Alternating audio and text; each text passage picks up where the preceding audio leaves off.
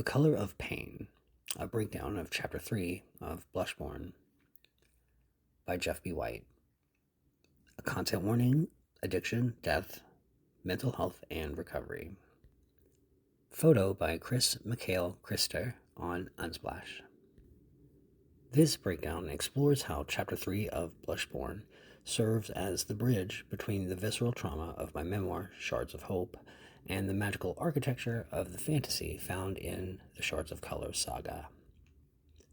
The dark forest and the geometry of healing.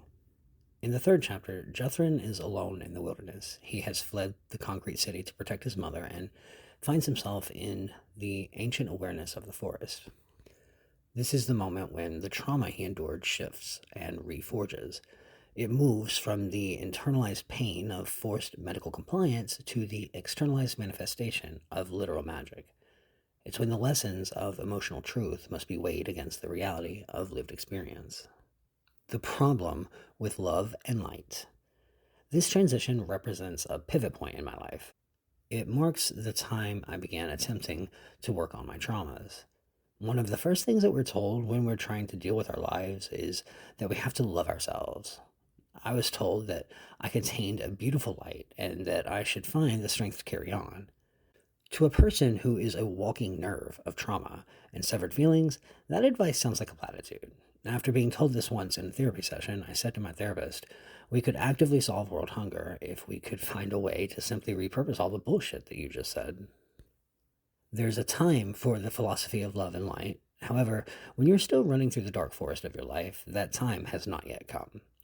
Today, I will gladly and vehemently proclaim that I am a tower of strength and a pillar of light. I make this claim with a large dose of humility and intention, as well as a deep understanding of what it took for me to get to this point. Before I made it here, I would recoil from those messages because I was not receptive to them.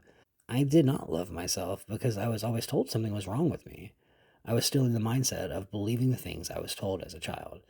It took time and distance from the gray monotony of my upbringing before I could address those lessons. This is why Jethran runs for days before he encounters these songs. Creswell, the story of survival. When Jethran finds Creswell, he realizes that the lullabies his mother sang are real. The hill with the wound and the flower is an actual physical place. He finds himself in the position of the traveler who discovers the flower. Creswell teaches him that he must learn to love the one beneath the scars and to love the story. They explain that the lullabies are an ancient power and that the fairy tales are historical truth. Now, despite literally having the proof directly in front of him, he's not in a place to hear what he's being told, which mirrors the way in which I was not receptive to the message of self-love. He actively denies the existence of the lullabies and the fairy tales while having a conversation with the very embodiment of them. It was important to me that he doesn't accept this explanation. In so many fantasy stories, the protagonist meets a mystical guide and immediately accepts their destiny. And I felt that it would not be honoring the reality of a traumatized mind for that to happen for him. There needs to be a resistance, because it is a vital part of the recovery process and a vital part of the human experience that most fiction ignores. This book asks the question, what if fantasy can be used to get us through life so that we can get to life, instead of using it to escape life so that we can get around it? As I explained previously, this entity is based on my grandmother, Mima. This woman endured untold traumas that remained unhealed for her entire life. So in my story, I made her a paragon of healing to honor that truth of her life. Also because even though it took 30 years, I finally realized she had given me everything I needed to get through my own life. Mima was the first person in my family who I told that I'm gay, and the only one of my grandparents who I told. She smiled at me like I had given her money, and she placed her hand on my cheek, and she said, "I know, honey. A lot of people are." Then she wiped away my tears and said, "Do you want a slice of cake?" And just like that, coming out became a piece of cake. She was the only person who ever told me that I could do whatever I wanted to do, and I could be whoever I wanted to be. She told me that I don't have to listen to what my parents wanted me to be or what the world says I am. She told me, "You're just Jeff. Be that first, and whatever else you do, it will be beautiful." There was never another day when I cared what people thought about me in regards to my sexuality. The fact that she knew, that she always knew, and that she didn't care, and the fact that she loved me, was all that I needed to get through any moment where I didn't feel accepted due to this specific aspect of myself. And I'm not sure if she realized exactly how transformative that was for me, but on the day that she died, I was blessed enough to be there, and I was able to tell her that she did everything that she was supposed to do. I told her that she gave us all the love that we need and that we were all going to be okay because of her. She hugged me with what little strength remained in her small frame, and within a few hours she was gone. I'll always believe that she told me exactly what I needed to hear at the exact moment I needed to hear it, and I was able to give her that gift in return because I believe what I said to her is what she was waiting to hear. As for Jethran, the refusal to listen to the big picture statements stays as a through line for every encounter that he has.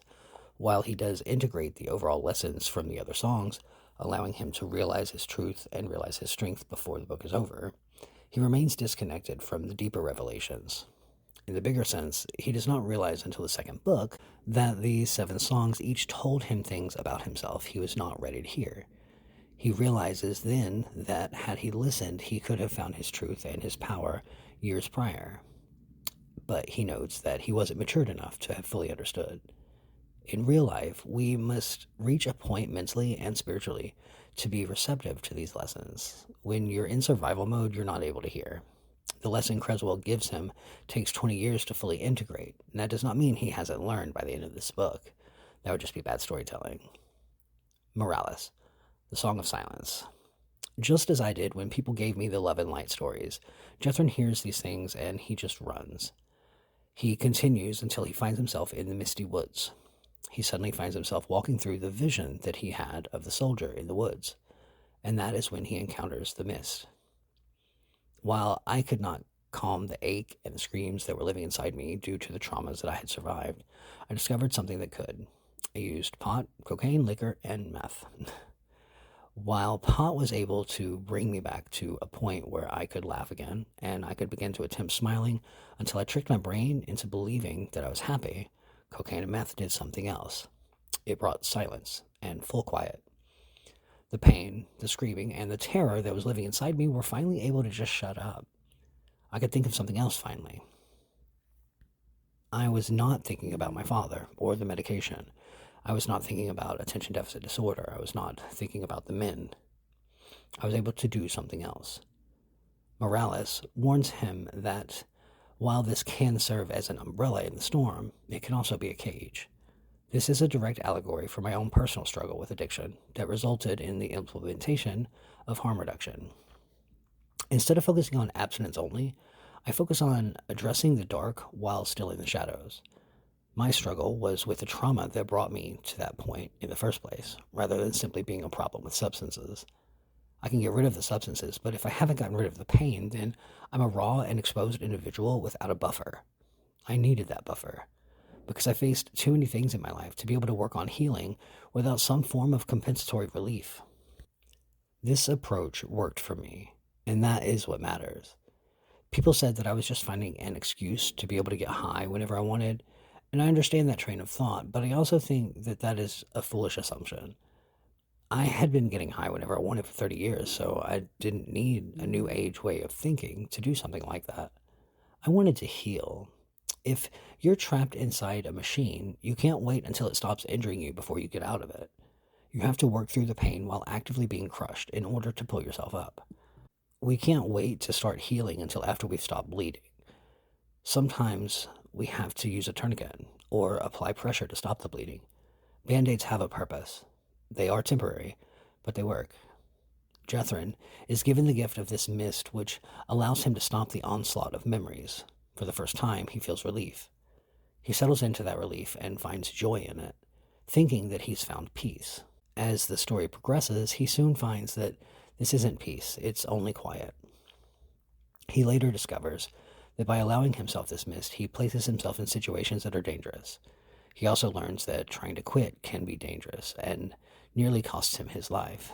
He then discovers that continuing it is even more dangerous if he isn't paying attention. Throughout the story, he has to learn balance. What am I? At the end of the chapter, the Bigot police and Martier finally find him. Jethran throws up his hands to shield himself before being captured, and that is the first moment his powers truly manifest beyond changing the colors of the world. He releases the cobalt in the form of a mist. When it hits the maps and Mortier, it causes them to go deaf. This is the Song of Silence. Jethran spent his entire life being forced to listen to the radio broadcasts, the public address speakers, or Mortier. And by taking away their ability to hear, he's finally forcing the world to be as silent as he was required to be.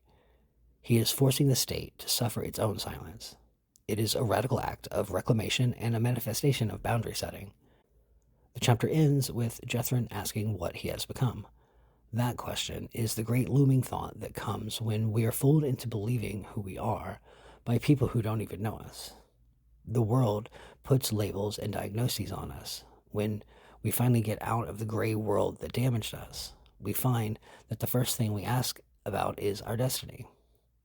If I'm not who they say I am, and I'm not what they say I am, then who am I? And what am I? Let's discuss. In the gray world, labels are used to maintain order and compliance.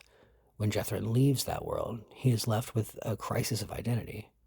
Have you ever had a moment where you realized you were not the labels or the diagnoses the world gave you? And how did you begin to answer the question of who you are once those false names were stripped away? What's next? Later today, I will post the text of Chapter 3, The Color of Pain, for you to read or listen to so you can experience the fully realized fantasy of the story. Next week. On Monday, I will post the breakdown of Chapter 4, Coloring with Kittens, which gives Jethran a break from the trauma while allowing him to experience another breakthrough in his power. On Wednesday, I'll post the full text of Chapter 4, and on Friday, I will post an in-depth look into the Great Order and how it maintains control over the populace. My birthday deal. In celebration of my 44th birthday coming up, I'm offering a 44% off for your first year subscription for monthly and yearly subscriptions. So that makes monthly subscriptions be around $3.90 and yearly subscriptions are $39. And this deal lasts between now and February 18th. Don't miss new content. Find Your Colors is a reader-supported publication. To receive new posts and support my work, consider becoming a free or paid subscriber. Currently, everything that I'm putting here on Substack is free. When we reach Chapter 10, the paid content will begin.